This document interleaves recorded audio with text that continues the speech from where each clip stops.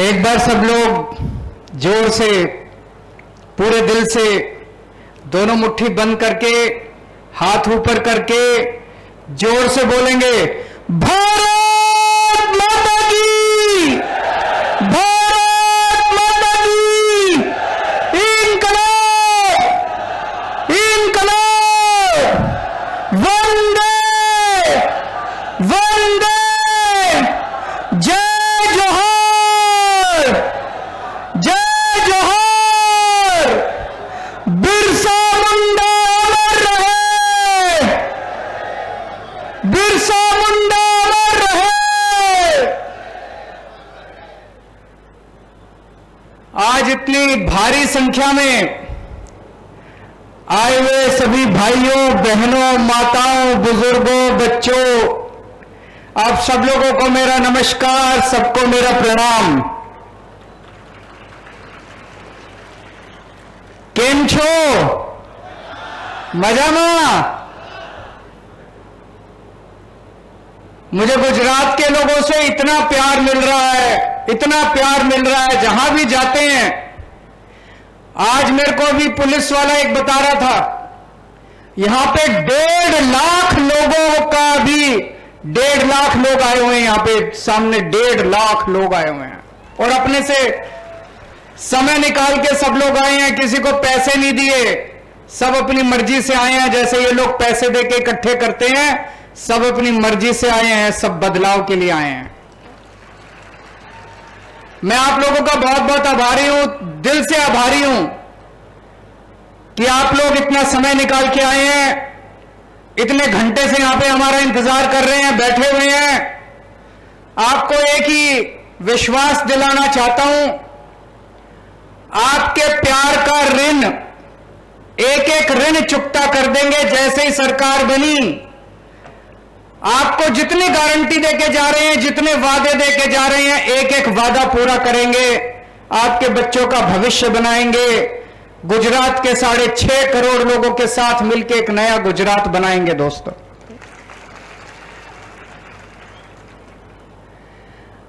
आप लोगों से पूछना चाहता हूं, कौन कौन लोग बदलाव चाहते हैं इस बार? कौन कौन बदलना चाहते हैं? वो जो सड़क पे खड़े हैं वो भी बता दे, कौन कौन बदलाव चाहता है? हाथ खड़े कर दे सब लोग। आपके लिए एक बहुत बड़ी खुशखबरी लेके आया हूं। आईबी की रिपोर्ट आई है।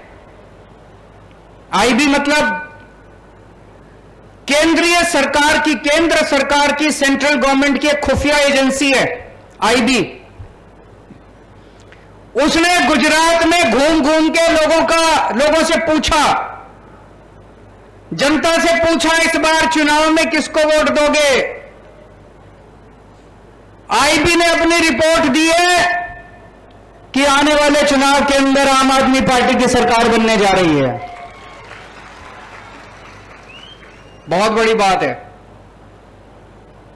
आप लोगों ने कमाल कर दिया, जनता ने कमाल कर दिया। एक नई पार्टी, छोटी सी पार्टी पर ईमानदार पार्टी। आप लोगों ने ईमानदार पार्टी के लिए मन बना लिया। लेकिन आईबी की रिपोर्ट में एक और बात लिखी है, सरकार तो बन रही है लेकिन अभी किनारे पे है। अभी 93-94 सीट आ रही है। 93-94 सीट आएगी तो दिक्कत है। इस बार इतना वोट डालो, इतना वोट डालो कि 150 पार कर जाए, 150 से ज्यादा सीट आनी चाहिए। एक बार जोर का धक्का मारना पड़ेगा। इतना तो पहुंच गए, सरकार बन रही है, इतना पहुंच गए, लेकिन अभी मार्जिन पे है, किनारे पे है। आप सबको मिलकर एक बार जोर का धक्का मारना पड़ेगा। एक बार जोर का धक्का मार दो, 150 पार हो जाएगी। उसके बाद अपनी 5 साल स्थिर सरकार चलेगी। दोस्तों, तो सरकार तो बन रही है। दिसंबर में 1 दिसंबर को सरकार बन जाएगी। सरकार बनने के बाद सबसे पहला काम क्या करना है? भ्रष्टाचार खत्म करना है। अपने को करना है कि नहीं करना है? भ्रष्टाचार खत्म करना है। इन लोगों ने लूट लिया गुजरात को। 27 साल इन्होंने लूटने में कोई कसर नहीं छोड़ी। इनके पास, किसी नेता के पास चले जाओ काम लेके, कहते हैं सरकार घाटे में चल रही है, सरकार घाटे में चल रही है, सरकार घाटे में। अरे कहां गया सारा पैसा? एक एमएलए है गुजरात का, इनका चुनाव लड़ने के पहले उसकी 4 एकड़ जमीन थी, 5 साल में 1000 एकड़ जमीन हो गई, 1000 एकड़ जमीन।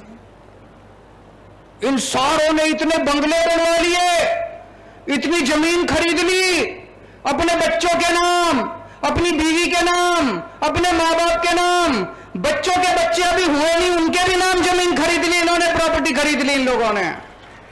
इतना पैसा कमा लिया इन लोगों ने, सबने मिलकर लूट लिया गुजरात को। कहते हैं पैसा नहीं है। गुजरात में हर साल गुजरात सरकार 2.5 लाख करोड़ रुपए खर्च करती है, 2.5 लाख करोड़ रुपए, 2.5 लाख करोड़ रुपए, इतने सारे पैसे होते हैं, इतने सारे पैसे। अभी भगवंत मान जी ने बताया आपको, आप लोग सुबह से शाम तक कितना टैक्स देते हो?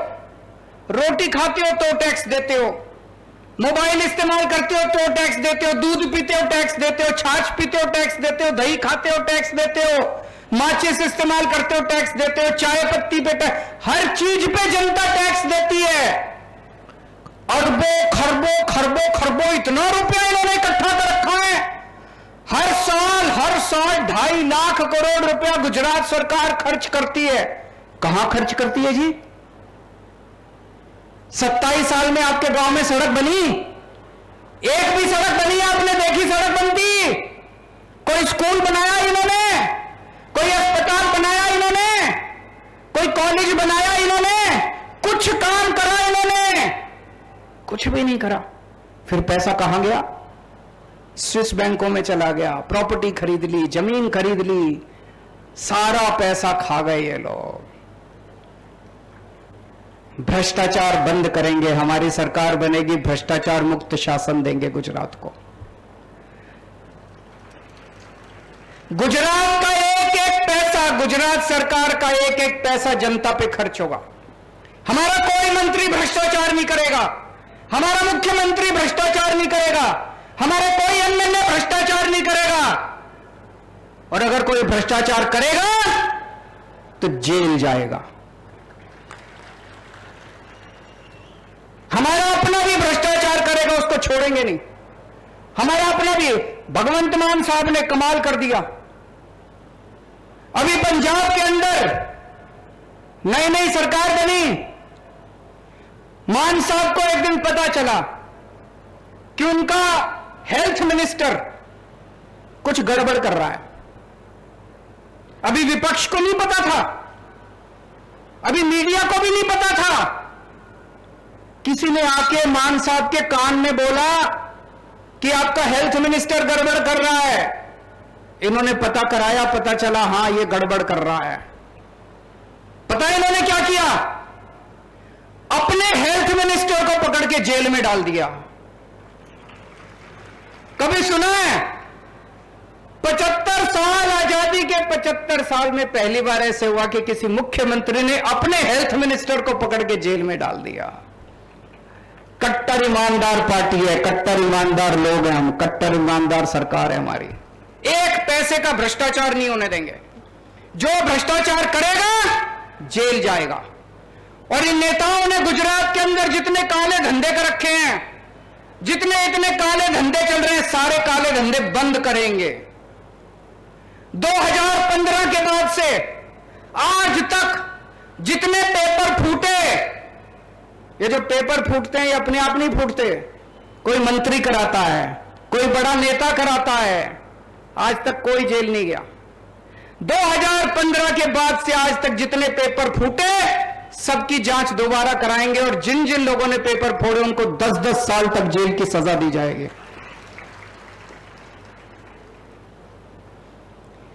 आप सरकारी विभाग में काम कराने जाते हो, आपको पैसे देने पड़ते हैं। देने पड़ते हैं कि नहीं देने पड़ते? चाहे जाति प्रमाण पत्र बनवाना है, राशन कार्ड बनवाना है, बिजली का कनेक्शन लेना है, पानी का कनेक्शन लेना है, राशन कार्ड, कुछ भी काम कराना है, पैसे देने पड़ते हैं। 1 दिसंबर के बाद से आपके सारे काम बिना पैसे के होंगे, बिना रिश्वत के होंगे, कोई पैसा देने की जरूरत नहीं पड़ेगी। अभी जो यशोदान भाई ने बताया, आपको लग रहा होगा वैसे ही फेंक रहा है यशोदान, झूठ बोल रहा है। दिल्ली में हमने एक व्यवस्था कर दी, अब एक एक करके हम सरकारी दफ्तर पे ताले लगाते जा रहे हैं, बंद करते जा रहे हैं। अब आपको अपना काम कराने के लिए सरकारी दफ्तर जाने की जरूरत नहीं है। हमने ऐसी व्यवस्था कर दी, आपको कोई भी काम कराना है आप फोन करो, आप बोलो मेरे को यह काम कराना है, राशन कार्ड बनवाना है, बिजली कनेक्शन लेना है, फलाना ढिमका, सरकारी अफसर आपके घर आके आपका काम करके जाता है, आपको दफ्तर जाने की जरूरत नहीं है। गुजरात में भी यह व्यवस्था करेंगे, आपके घर आके आपका काम करेंगे, सरकारी ऑफिसर आपके घर आएगा, आपको किसी को रिश्वत देने की जरूरत नहीं, किसी को पैसा देने की जरूरत नहीं है। साफ सुथरा प्रशासन देंगे दोस्तों। कल मैं गुजरात आया, मैंने देखा चारों तरफ इन लोगों ने मेरे खिलाफ पोस्टर लगा रखे थे, इतने बड़े बड़े होर्डिंग, इतने बड़े बड़े पोस्टर मेरे खिलाफ, मेरी एक तस्वीर उसमें, और तस्वीर के बगल में इन्होंने भगवान के खिलाफ बड़े अपशब्द, अपमानजनक शब्द इन लोगों ने लिखे हुए थे भगवान जी के खिलाफ। मेरे को बड़ी तकलीफ हुई, बहुत दुख हुआ मुझे। मैं जानता हूं कि ये लोग मेरे से नफरत करते हैं, ये लोग मेरे से बहुत नफरत करते हैं। तुम मेरे को जो मर्जी कर लो, भगवान के खिलाफ तो कम से कम कुछ मत बोलो, भगवान को तो बख्श दो, भगवान का अपमान तो मत करो कम से कम। भगवान का अपमान कौन करता है? पुराने जमाने में जब ऋषि मुनि तपस्या कर रहे होते थे तो राक्षस आके उनकी तपस्या भंग करते थे। जो भगवान का अपमान करता है उसको राक्षस कहते हैं। जो भगवान का अपमान करता है, भक्तों का अपमान करता है, वो कंस की औलाद कहते हैं, वो कंस की औलाद है। क्या करते थे पुराने जमाने में राक्षस? किसी भी गांव में घुस जाते थे, गुंडागर्दी करते थे, महिलाओं को छेड़ते थे, बलात्कार करते थे। ये जितने आजकल गुंडागर्दी कर रहे हैं, भगवान का अपमान कर रहे हैं, भगवान के खिलाफ गंदी भाषा इस्तेमाल कर रहे हैं, ये लोग ये गुंडागर्दी कर रहे हैं, महिलाओं को छेड़ते हैं, लोगों को पीटते हैं, ये लोग, ये कंस की औलाद है, ये राक्षसों की औलाद है। मैं हनुमान जी का भक्त हूं, हनुमान जी का कट्टर भक्त हूं मैं। हनुमान जी की बड़ी कृपा है मेरे ऊपर। और इन लोगों को बता दूं, मेरा जन्म जन्माष्टमी के दिन हुआ था। जिस दिन मैं पैदा हुआ उस दिन जन्माष्टमी थी, श्री कृष्ण जन्माष्टमी। बचपन में मेरी दादी मुझे घर में प्यार से, मेरा घर का नाम कृष्ण था, और भगवान श्री कृष्ण का भी अपार आशीर्वाद है मुझे। उन्होंने स्पेशल काम देके भेजा है, इन कंस की औलादों का सफाया करना है, इन राक्षसों का सफाया करना है। आज के जमाने के जो राक्षस हैं, इनका सबका सफाया करना है। दोस्तों, जनता जनार्दन होती है, जनता भगवान होती है। आपका साथ चाहिए, आप मेरे साथ मिलकर भगवान का काम पूरा करेंगे, इन राक्षसों का सफाया करेंगे। जनता को सुकून दिलाना है, जनता के सुख शांति लेके आनी है, इन राक्षसों का सफाया करना है दोस्तों, भ्रष्टाचारियों का सफाया करना है, गुंडागर्दी करने वाले, भगवान का अपमान करने वाले लोगों का सफाया करना है। इतनी महंगाई हो गई आजकल, इतनी महंगाई, आम आदमी का जीना मुश्किल होता जा रहा है। तनख्वाह बढ़ती नहीं है, आमदनी बढ़ती नहीं है, खर्चे बढ़ते जा रहे हैं। दिल्ली में और पंजाब में हमने एक काम करा दी, हमने सोचा हम क्या कर सकते हैं, जनता को महंगाई से छुटकारा देने के लिए क्या कर सकते हैं। हम लोगों ने दिल्ली में और पंजाब में बिजली फ्री कर दी, बिजली फ्री कर दी, और पुराने बिजली के बिल माफ कर दिए। जैसे मान लो आपका पुराना 70,000 रुपए का बिल है, 80,000 रुपए का पुराना बिल है, कई बार ये गलत बना के भेज देते हैं। हमने पुराने सारे बिल माफ कर दिए, मौजूदा बिजली के बिल जीरो कर दिए। अब सबके बिल जीरो आ रहे हैं, सबके दिल्ली में भी और पंजाब में भी सबके बिजली के बिल जीरो आ रहे हैं दोस्तों। गुजरात में आपको भी महंगाई से छुटकारा दिलाएंगे। होना चाहिए कि नहीं होना चाहिए गुजरात में? 1 मार्च से नोट कर लो, केजरीवाल जो कहता है करता है, मैं झूठ नहीं बोलता। मैं 2 बातें कम करता हूं लेकिन एक बात पूरी करता हूं जो कहता हूं। 1 मार्च से गुजरात के हर परिवार, गुजरात के सभी लोगों का जीरो बिजली का बिल आने लगेगा। पुराने सारे बिल माफ कर देंगे और नए बिजली के बिल आना बंद हो जाएंगे। बिजली आएगी, 24 घंटे बिजली आएगी, बिल नहीं आएगा। मैंने जब ये बोला तो ये मेरे ऊपर खूब गालियां दे रहे हैं, दोनों बीजेपी वाले कांग्रेस वाले खूब गालियां दे रहे हैं। केजरीवाल फ्री की रेवड़ी बांट रहा है, केजरीवाल फ्री की रेवड़ी बांट रहा है। आपको पता है गुजरात के मुख्यमंत्री को हर महीने कितनी बिजली फ्री मिलती है? 5000 यूनिट बिजली फ्री मिलती है गुजरात के सीएम को। 5000 हर महीने। हर मंत्री को 4000 यूनिट बिजली मुफ्त मिलती है, हर मंत्री को।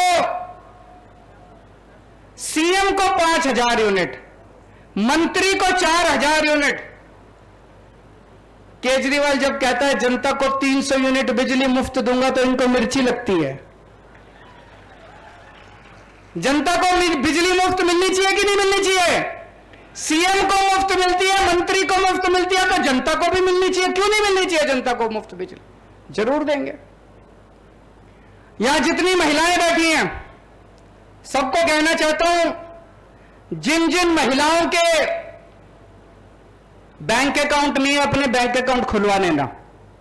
हमारी सरकार बनने के बाद 18 साल से ऊपर की हर महिला के अकाउंट में हर महीने 1-1 हजार रुपए हर महीना डलवाया करेंगे। होना चाहिए कि नहीं होना चाहिए? मैं ऐसी कई बेटियों को जानता हूं जो पैसे की कमी के कारण उनकी पढ़ाई छूट जाती है। उनके अकाउंट में 1000 रुपए जाएंगे तो उनकी पढ़ाई नहीं छूटेगी, वो बेटी अपना बेचारा अपना पढ़ाई पूरी कर लेगी। 1000 रुपए हर महिला को मिलेंगे, उसके 100 काम आते हैं महिला के, उसके काम पूरे होंगे। मैं सभी महिलाओं को कहना चाहता हूं, हमें तुम्हारे चिंता करवानी जरूर नहीं। तुम्हारो भाई आवी गयो छे।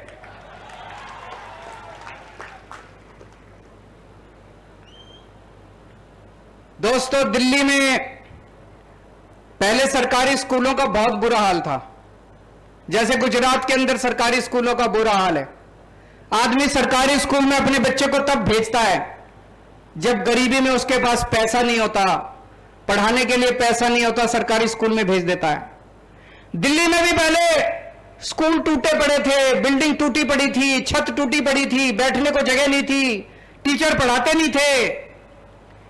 5 साल के अंदर हमने दिल्ली के सारे सरकारी स्कूलों को शानदार बना दिया, शानदार। सारी बिल्डिंग तोड़ तोड़ के नई बिल्डिंग बना दी, प्राइवेट से भी अच्छे सरकारी स्कूल बना दिए। अब दिल्ली की जनता प्राइवेट स्कूलों से नाम कटा कटा के सरकारी स्कूल में भर्ती करा रहे हैं। कभी सुना था? इस साल 4 लाख बच्चों ने अपने सरकारी स्कूल से नाम कटा के प्राइवेट स्कूल से नाम कटा के सरकारी स्कूल में भर्ती कराए।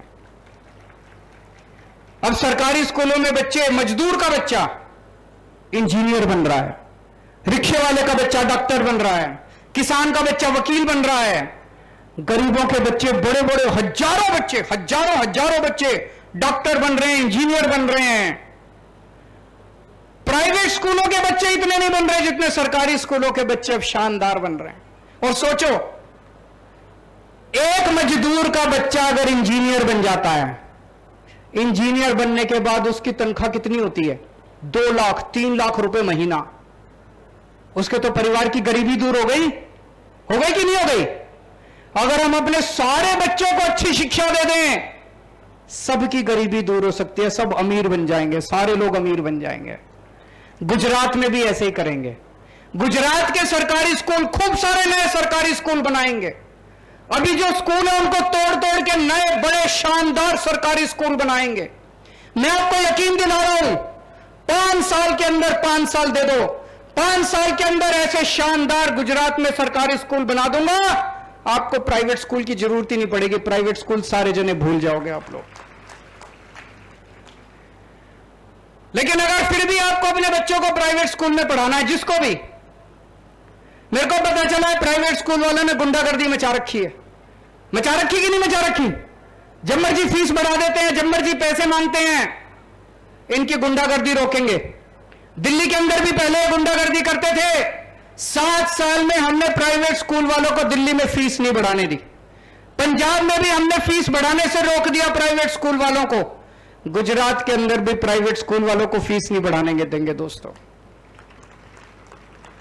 तमार बानकने डॉक्टर, इंजीनियर, वकील बनावीस, तमार गरीबी दूर करीस। दिल्ली में पहले सरकारी अस्पतालों का बुरा हाल था। घर में कोई बीमार हो जाए, हजारों रुपए खर्च करने पड़ते थे लोगों को। करने पड़ते हैं कि नहीं करने पड़ते? प्राइवेट अस्पताल में ले जाओ, छोटी सी बीमारी हो, हजारों रुपए खर्च हो जाते हैं। हमने दिल्ली में गली गली में मोहल्ला क्लिनिक खोल दिए। मोहल्ला क्लिनिक में सारी दवाइयां फ्री है, सारे टेस्ट फ्री हैं, सबका इलाज फ्री है। शानदार बड़े बड़े सरकारी अस्पताल बना दिए, उसमें सबका इलाज फ्री है। दिल्ली के 2 करोड़ लोगों का इलाज, चाहे 20 लाख 30 लाख रुपए भी खर्चा है, सारा इलाज मुफ्त है। दवाइयां भी मुफ्त है, ऑपरेशन भी मुफ्त है, डॉक्टर की फीस भी मुफ्त है, सब मुफ्त है। गुजरात का भी मैंने पूरा प्लान बना रखा है। गुजरात में हमारी सरकार बनेगी, हर गांव के अंदर एक एक मोहल्ला क्लिनिक खोलेंगे। उस क्लिनिक में एक एमबीबीएस डॉक्टर बनाएंगे, वहां पे आपकी सारी दवाइयां मुफ्त होंगी, सब कुछ मुफ्त होगा, सारा इलाज मुफ्त।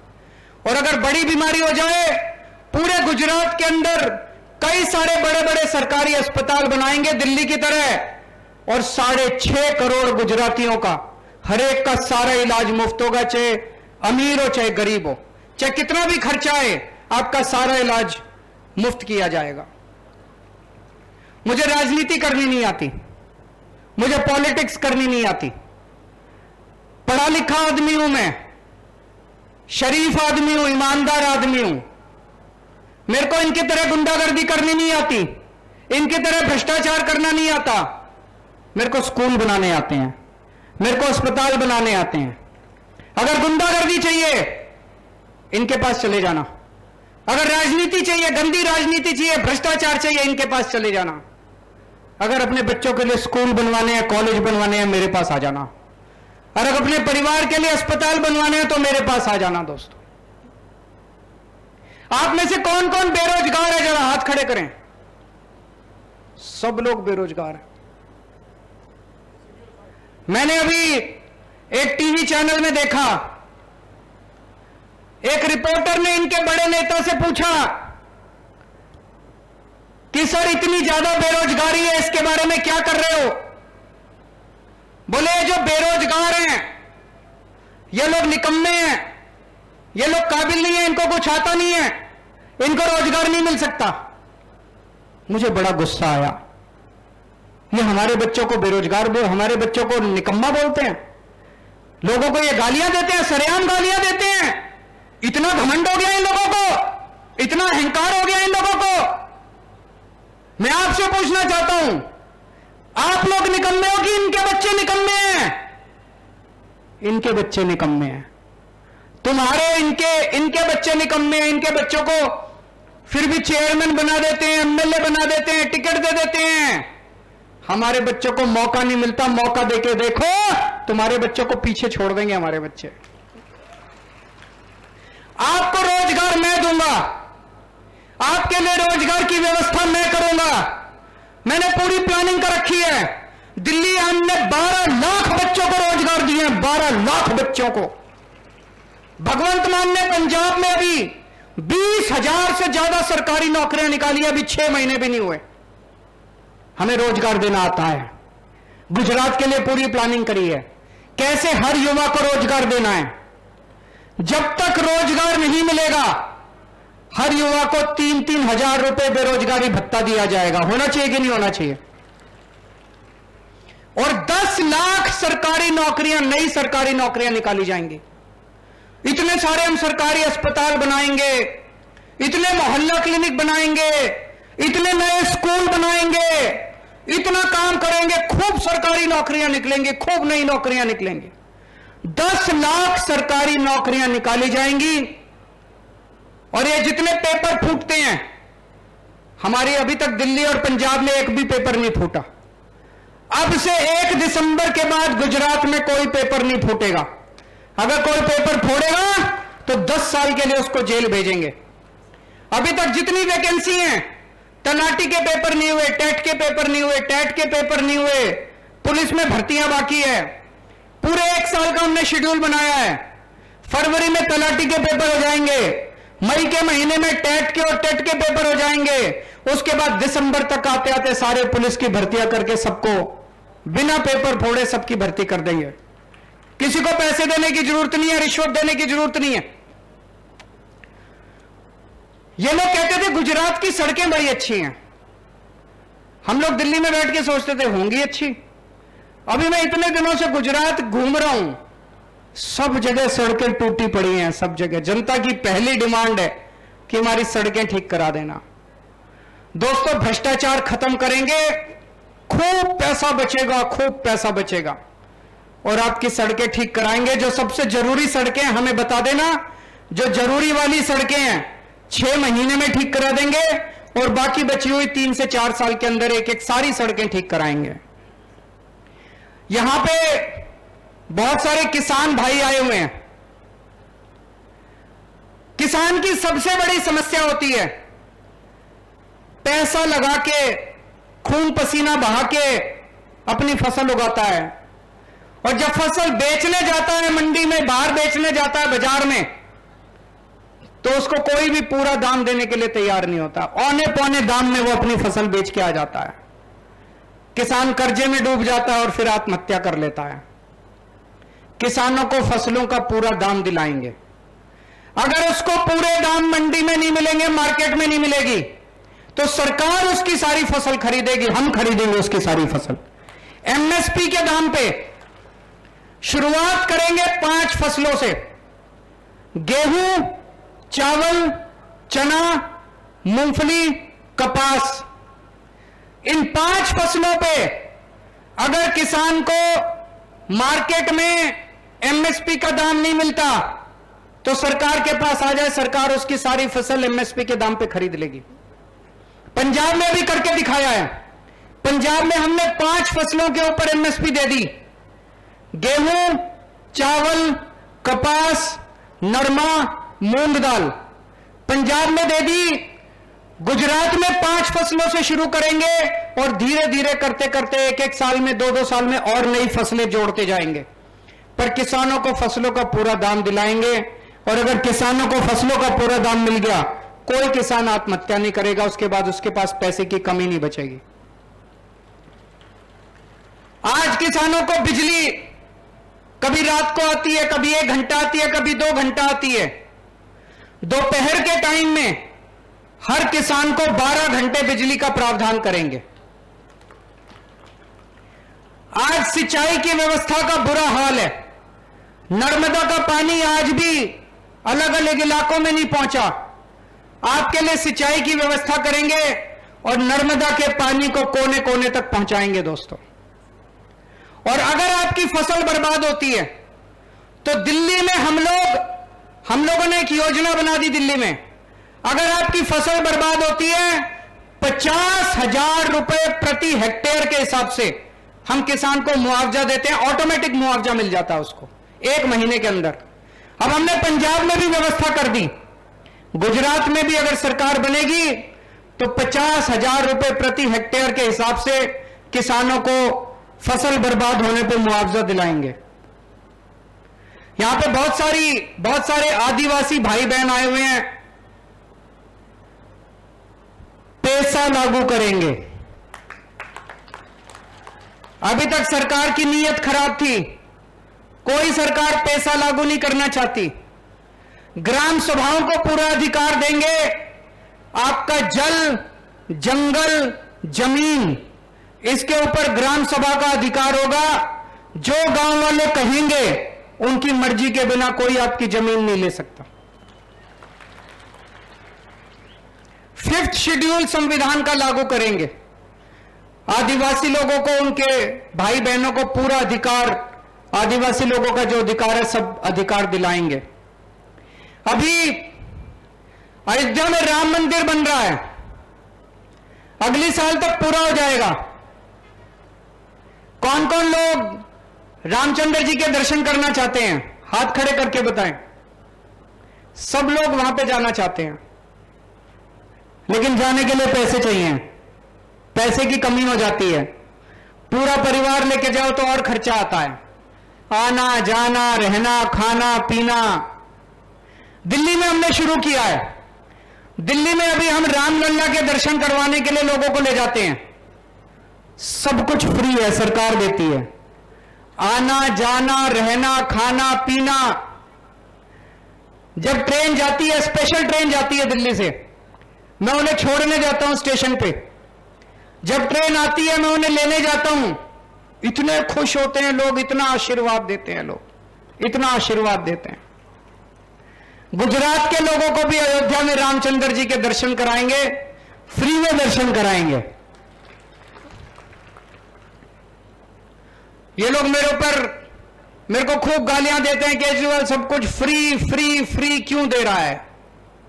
मैं आपसे पूछना चाहता हूं, हमारे देश के बच्चों को अच्छी शिक्षा फ्री में मिलनी चाहिए कि नहीं मिलनी चाहिए?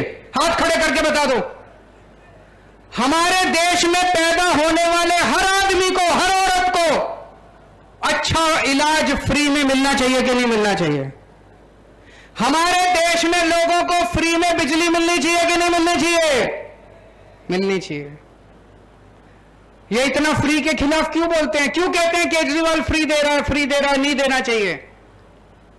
इनको डर लगता है सब कुछ फ्री दे दिया तो इनको लूटने के लिए कुछ नहीं बचेगा। मैं कहता हूं स्कूल बनवाऊंगा, कहते नहीं नहीं स्कूल नहीं बनेंगे। मैं कहता हूं अस्पताल बनवाऊंगा, दवाइयां फ्री दूंगा, ये कहते नहीं नहीं अस्पताल नहीं बनाने देंगे। मैं कहता हूं मैं बिजली फ्री दूंगा, नहीं नहीं बिजली फ्री नहीं देंगे। क्यों? इनको लगता है स्कूल बन गए, अस्पताल बन गए, मोहल्ला क्लिनिक बन गए, सड़कें बन गई तो इनके लूटने के लिए पैसा नहीं बचेगा। दोनों इकट्ठी हो गई पार्टियां, दोनों खूब गालियां दे रही है मेरे को।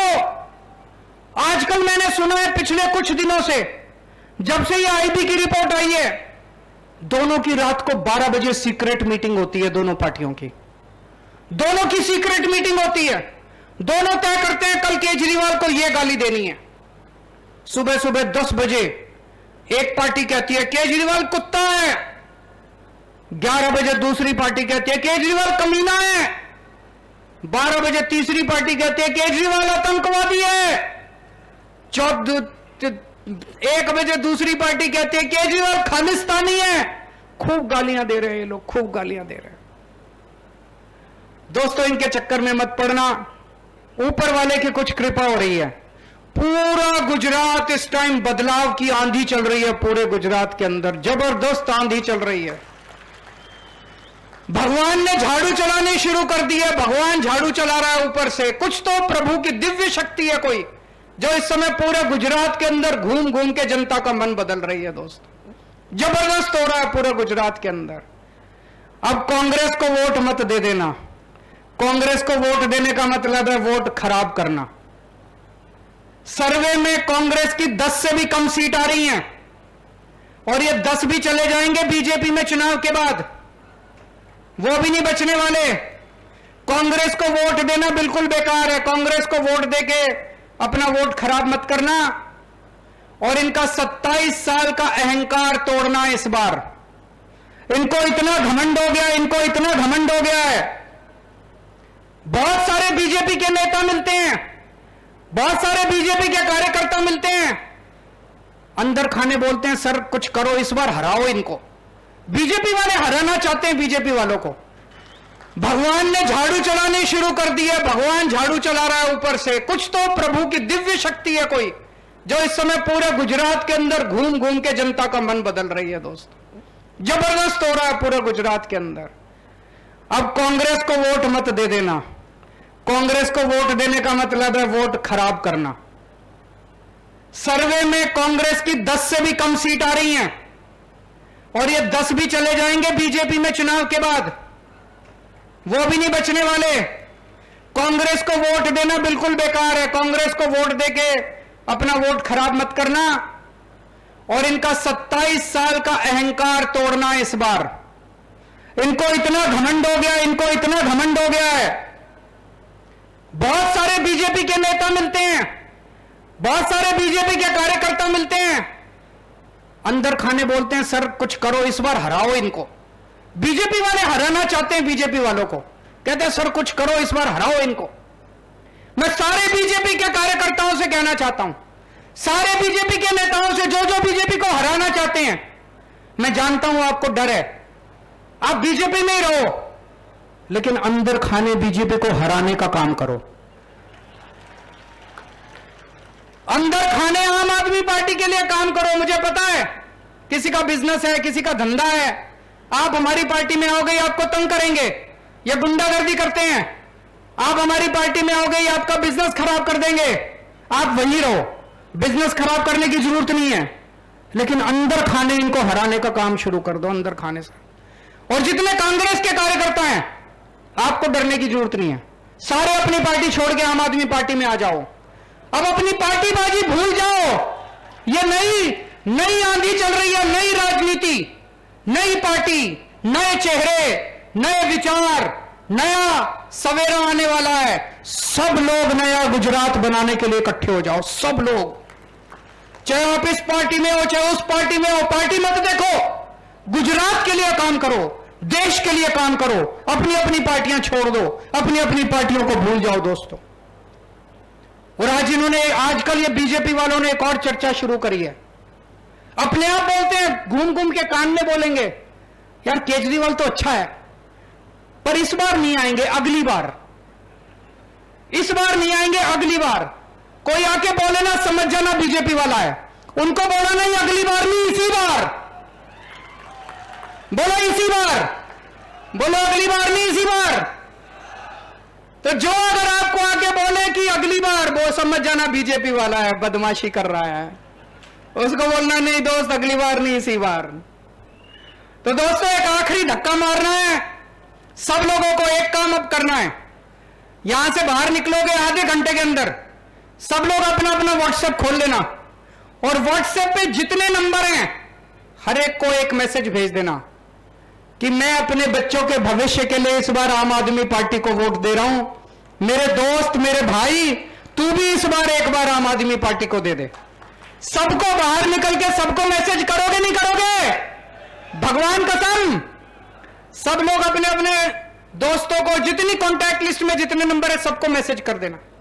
और अभी जो ईशुदान भाई ने कहा, अपने गांव में जाके, अपने मोहल्ले में जाके कम से कम 100 लोगों को वोट देने के लिए तैयार करना है। मेरे पास पैसे नहीं है चुनाव लड़ने के लिए, मैं बहुत मेहनत कर रहा हूं, भगवंत मान के पास भी नहीं है, हमारे ईशुदान के पास भी नहीं है, पार्टी के पास भी नहीं है, ईमानदार लोग हैं, हमने पैसे नहीं कमाए, हमारे अकाउंट खाली पड़े हैं, लेकिन हमें आपका साथ मिल रहा है, आपका आशीर्वाद मिल रहा है, विश्वास मिल रहा है, प्यार मिल रहा है, आपका साथ चाहिए। आप लोगों को यह चुनाव लड़ना पड़ेगा, अपने अपने गांव में घर घर जाके कम से कम एक आदमी 100 वोट तैयार करेगा। करोगे? आजकल गुजरात के लोगों ने एक नया नारा निकाला है, एक कटोरी 2 समोसा। जोर से बोलो, एक कटोरी 2 समोसा, भाजपा तेरा क्या भरोसा। एक कटोरी 2 समोसा,